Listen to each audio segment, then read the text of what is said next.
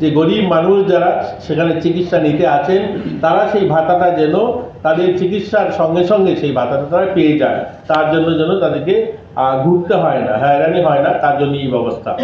এবং নতুন করে আমাদের পরিকল্পনা রয়েছে মুখ্যমন্ত্রী সামাজিক এই প্রকল্পে, ভাতা প্রকল্পে আমরা নতুন আরও 5,458 জনকে নতুন ভাতা আমরা দেব।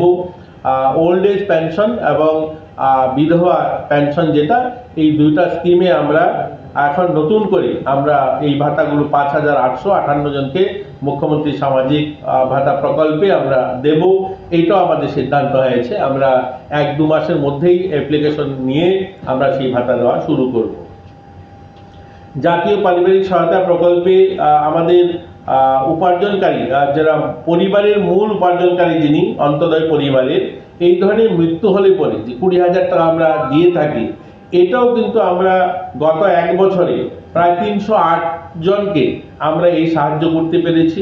এতেও প্রায় 61,60,000 টাকা আমরা দিয়েছি, যারা 20,000 টাকা পরিবারের যিনি মেইন উপার্জনকারী যার মৃত্যু হয় এবং তারা যদি আমাদের এখানে দরখাস্ত করেন, অ্যাপ্লাই করেন আমাদের দপ্তরে অন্তোদয় পরিবারে, তাদেরকে আমরা 20,000 টাকা দিয়ে থাকি।